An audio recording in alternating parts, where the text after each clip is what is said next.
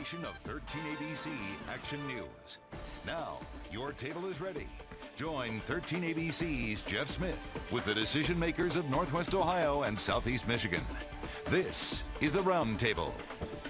And hi, happy Sunday. Thank you so much for joining us here on this Easter Sunday. Hopefully you're having a great weekend there with your family at home. We appreciate you spending some time here with us on this great weekend. A new report ranking Lucas County as number 68 on a county tabulation of 88 counties here in the state of Ohio. What is that tabulation? Well, Lucas County is one of the most unhealthy counties in the state of Ohio. We're going to talk about that in our second segment. But first, want to introduce to you some guests from the Toledo Police Department. We've got Sergeant Joe Heffernan, also Lieutenant Philip Cook from the Toledo Police Department here with us on the roundtable this afternoon. Gentlemen, thanks for being here. You see it on the screen behind you. It has been a buzzword over the last couple of weeks. It's catchy because it rhymes, but it also scares the hell out of parents around Toledo, around Northwest Ohio, this stranger danger issue that we're all dealing with. Sergeant, we have talked at length here on 13 ABC Action News about the cases we have seen. We've had cars approaching youngsters as they are on their way to school, as they are on their way home. The ages range from high in the teens to lower in the teens, but these are real cases. We can't be naive to think this is just kind of talk going on, yes? Well, right. These are actual reports that we have gotten from the police department as far as the victims calling us. We've even had some situations where we've had third-party witnesses say and confirm that, yes, we did have a vehicle approach a young person and try to get them to get in the car. So this is happening out in the community. So one of the big things we want is community awareness about this issue. That's why we're trying to get out in front of it so much, trying to make sure that the parents, the neighbors, the community as a whole is aware that there are predators out there, and we all have to be on guard. This description that has gone out, it has been a white van with a rack on the top, a ladder on the back, no windows on the van. That description has been consistent. You've seen consistencies in these reports, or? Well, not really, okay. Actually. Most of the cases that we've seen over the past month have had different descriptions, different vehicle descriptions, different suspect descriptions. So what does that do to your thinking that these are possible cases, or this is just kind of, as we were talking about before the show started, we said we worry, we're concerned, we don't want to devote time to these reports, but you start worrying that it's a snowball effect, that people catch on to it, they see there's attention to it, and they start giving their own story. Well, and there could be a lot of different reasons why we're getting a rash of reports right now on this type of activity. It could be that there's just more increased awareness about it, so we're getting more reporting. It could be that we're having some copycat situations. Quite frankly, not all these cases turn out to be exactly how they're first reported after we start peeling away the layers and get down to what really happened in some of these situations. We've seen these reports bounce from Toledo. We've had reports, we've covered stories in Fremont. As we start to talk about this more, Lieutenant, and you start telling parents that this is real, this is something to be concerned with, I mean, it's not a scaring moment or a moment that everybody should be, I guess, hyped up a little bit, or is it? Well, I think it's a reality of the world we live in. But what's important to know is that parents can inform their kids about how to recognize situations where somebody may be potentially wanting to abduct them. And these conversations have to start at a young age. It's not a topic that parents want to discuss with their kids, especially the younger kids, but it's an important one. And it's important that they give them information so that they're safe inside their home and so that they're safe outside of their home. And there's a number of really easy tips, information that they can give the kids can understand and apply to enhance their safety. And what are some of those things that you want to make sure, like the three best things that parents can really give to their kids? I think the three best things, one, have good situational awareness. Be aware of your surroundings. If something doesn't look right, make sure you take notice of that. The other thing is adults shouldn't approach kids to inquire about information, asking for directions. There's a number of ruses that predators use, such as I need you to help me find my lost puppy. or they try to lure the kids in with promises of money or candy. Kids need to recognize that that's never appropriate, to run in the opposite direction, and really draw attention to themselves. Yell. It's totally appropriate to yell and scream and draw attention to the situation, and to always be willing to resist. And the other thing is, it's important for parents to tell kids who not to talk to, but it's also important for them to tell them who they can talk to, not paint every person they don't know as a dangerous stranger. Right. And so that they can run for help or go to people for help that will help them or call help. Law enforcement, firemen, EMS, other citizens, employees in businesses, right.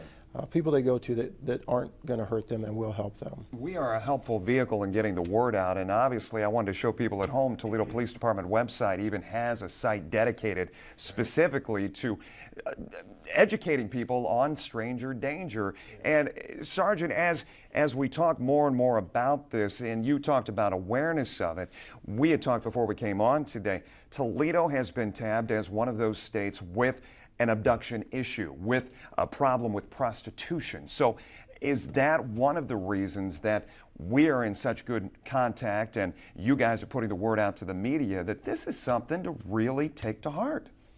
Well, there has been an issue with Toledo and Toledo area as far as having some of our younger people getting sucked into the world of prostitution. And this starts at a young age usually. A lot of these pimps, predators will start off trying to befriend some of these young ladies. Next thing you know, they turn into runaways. And next thing you know, they're even out of the state under the control of these people in a situation where they can't get out. You know, that situation's a little bit different than what we're dealing with here as far as the stranger danger and the people that you don't know coming up and talking to your child, trying to get them to get in their vehicle. But you know, that could be a grooming technique, right, that some of these guys are trying to use to do that. We've been because of the national attention over recent years on that prostitution issue with the juveniles, we've been very successful using an FBI task force that we're a part of identifying and prosecuting a lot of those individuals. So I do believe that problem's a lot better than it was several years ago.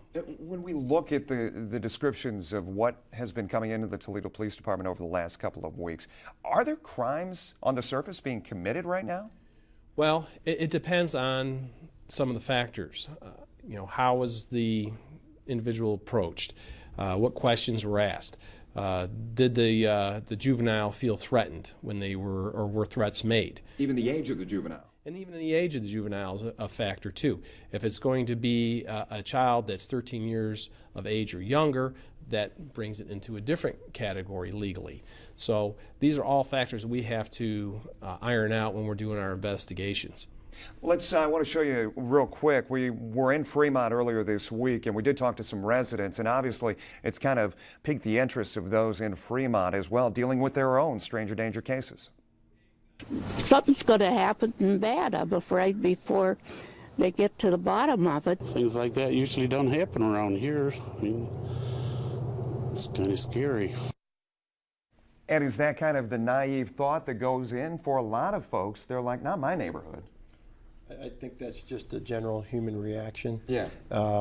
You're aware that it occurs. You don't think it'll happen in your community or to you or to your children. The problem is we don't know when or where it's going to happen or who's going to be targeted. One thing I wanted to comment on was the fact that what's really useful to law enforcement is information.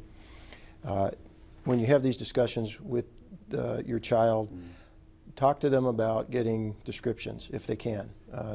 Not if it's unsafe, but if they can remember what the person looked like, what they were wearing, the vehicle description, and anything they can tell us about the license plate, the state it was issued by, and if they can remember the plate, great, or part of the plate. But that allows us a better opportunity to track down the individual and, you know, get to the bottom of the situation. Yeah. I asked you before we came on today as well, I was wondering from a time stamp situation when we're looking at middle of March, these reports start coming in. This is something we typically see in the summer, or is it just a year-round issue? Well, When the kids are out more is, yeah, I guess, what I'm think getting I at. think it's because when the kids are out more, you're going to get more reports of it. During very cold wintertime climate, there's not so many people walking around. Right. And one thing, too, I also want to stress is that this doesn't just happen when your kids are going to and from school. This is whenever they're outside. Some of these instances can happen at parks. They can happen at the video store, or at the mall, when you drop your kids off at the mall. These are things that can happen any place, anytime. It's an awareness thing. Your kids have to be aware that the danger is out there. Not everybody has your best interest at heart. Right. There are predators out in our community. Thankfully, it's a small percentage, and the danger, actual risk, is actually very low, but it's important enough of a situation or an issue that we need to make sure we have some awareness on it. And we also heard from Toledo Public Schools this week saying that they're trying to get the word out as best they can as well. Is that part of your doing, or is that just a proactive move by the schools recognizing what's happening? I think TPS has taken a proactive approach to this for sure. They have a vested interest, obviously, and their Board of Ed Security is very involved in getting the word out, protecting the kids, doing the robo-alerts and things like that if there's any report of an incident. I wanted to add something to what Joe said about public places. He made a good point that predators are out there year-round. So there's a few tips kids can use during the school year if they walk to and from a bus stop or to and from school to utilize a buddy system, and also for the parents to be aware what route their kids take, and look at it and look for places that the kids could go to if there's a situation.